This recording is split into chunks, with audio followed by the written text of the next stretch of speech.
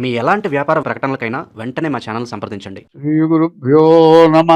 హరి ఓం. శ్రీ మహాగణాధిపతయే నమ. హరి ఓం. అయం ముహూర్తస్సు ముహూర్తోస్తు. సుముహూర్తకాలే సూర్యాదీనాం నవానాం గ్రహాణాం అనుకూల్యతా వసుద్ధరస్తు. యః కర్తా జగతాం భర్తా సంహర్తా మహసాం నిధి. ప్రణమామి తమాదిత్యం బహిరంతస్తమోపహం.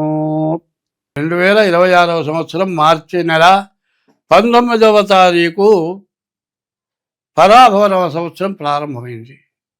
ఇది 2027వ సంవత్సరం మార్చి నెల అంతం వరకు కూడా ఈ పరాభవ సంవత్సరం జరుగుతుంది. ఈ సంవత్సర ఫలితాలు చెప్పుకుందాం. అయితే 8వ రాశి వృశ్చిక రాశి ఫలితాలు చెప్పుకుందాం. ఈ వృశ్చిక రాశి ఎట్లా ఉన్నది చూద్దాం. ఈ వృశ్చిక రాశి చెప్పాలి అంటే ఏమీ బాగాలేదు. ఏ గ్రహాల వల్ల ఎటువంటి ప్రయోజనం లేదు. ఈ రాశి వాళ్ళకి పూర్తిగా నష్టాలు కష్టాలు ఎక్కువగా ఉన్నాయి. మరి ఏ గ్రహం కూడా ఉపయోగపడే పరిస్థితి లేదు. ఈ వృశ్చిక రాశి వాళ్ళు ఏ వ్యాపారం కానీ కొత్త వృత్తులు ఏవి చేయకూడదు. ఏదైనా కొత్త వ్యాపారాలు కొత్త ఉద్యోగాలు చేయొద్దు.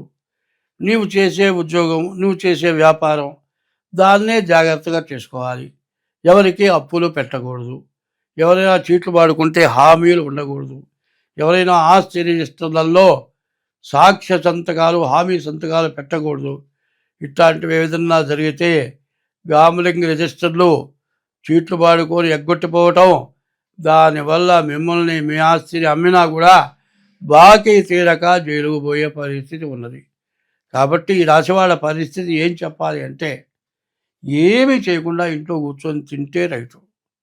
తినడానికి ఎట్లా వస్తుందయా అంటే గంజి తాగినా పర్వాలేదు, కానీ ఉన్నదాన్ని పోగొట్టుకుంటే మళ్ళీ సంపాదించడం. కాబట్టి ఈ టైము పూర్తిగా నష్టదాయకమైన టైము కనబడుతుంది.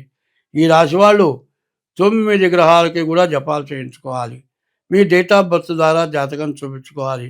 ప్రతిరోజు కూడా శివాలయానికి వెళ్ళి శివుడికి 9 ప్రదక్షిణాలు, 11 ప్రదక్షిణాలు శివుడికి, 11 ప్రదక్షిణాలు నవగ్రహాలకు 9 ప్రదక్షిణాలు ఈ విధంగా చేస్తూ మరి నవగ్రహాలన్నిటి కూడా ఒకరోజు ఒక గ్రహ ఆదివారం నుంచి మళ్ళీ సోమవారం వరకు కూడా రోజుకొక గ్రహానికి పూజ.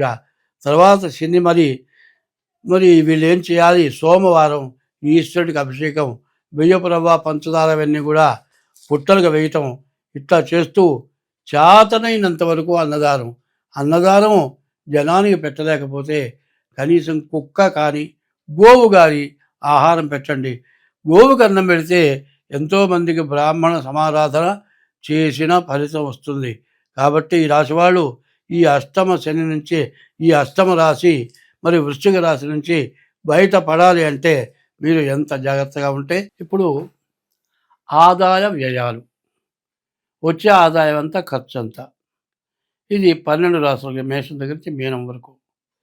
ముందు మేషరాశి 11 ఆదాయం 5 ఖర్చు. వృషభ రాశి 5 ఆదాయం 14 ఖర్చు.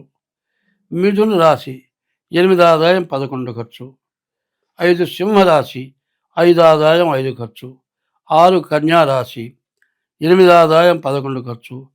7 తులారాశి 5 ఆదాయం 11 ఖర్చు. తులారాశి 5 ఆదాయం 14 ఖర్చు. వృశ్చిక రాశి 11 ఆదాయం 5 ఖర్చు. ధనస్సు రాశి 14 ఆదాయం 11 ఖర్చు. మకర రాశి 2 ఆదాయం 8 ఖర్చు. మరి 11 కుంభరాశి 2 ఆదాయం 8 ఖర్చు. 12 మీన రాశి 14 ఆదాయం 11 ఖర్చు. ఈ ఆదాయ వ్యయాలు ఉన్నాయి. తర్వాత ఈ మేషం దగ్గర నుంచి మీనం వరకు ఈ 12 రాశుల వాళ్ళు ఎవరు మంచిగా పూజింపబడతారు, ఎవరు ద్వేషం చేత వంచింపబడతారు. ఇది రాజపూజ్యం, రాజ అవమానం అంటారు. గొప్పవాళ్ళ చేత పూజింపబడతాం, గొప్పవాళ్ళ చేత అవమానింపబడటం. ఎట్లా ఉన్నదో చూద్దాం. మేషరాశికి రాజపూజ్యం 11, రాజా అవమానం 5. వృషభ రాశికి రాజపూజ్యం 5, రాజా అవమానం 14. మిథున రాశికి రాజపూజ్యం 8, రాజావమానం 11. కర్కాటక రాశికి రాజపూజ్యం 2, రాజావమానం 11. 5 సింహరాశికి రాజపూజ్యం 5, రాజావమానం 5. 6 కన్యారాశికి 8 రాజపూజ్యం, 11 రాజావమానం. 7 తులారాశికి 5 రాజపూజ్యం, 14 రాజావమానం. 8 వృశ్చిక రాశికి 11 రాజపూజ్యం, మరి 5 రాజావమానం. ధనస్సు రాశికి 14 రాజపూజ్యం, 11 రాజావమానం. మకర రాశికి 2 రాజపూజ్యం, 8 రాజావమానం. మరి కుంభరాశికి 2 రాజపూజ్యం, 8 రాజావమానం. మీనరాశికి 14 రాజపూజ్యం, 11 రాజావమానం. ఇది ఇట్లా ఉంది. ఇక తర్వాత మనం ఏం చేయాలి? ఇప్పుడు ఈ మార్చి నెల 20 నుంచి ఏప్రిల్ 20 వరకు కూడా మరి ఈ సంవత్సరం మొత్తం స్వస్తి.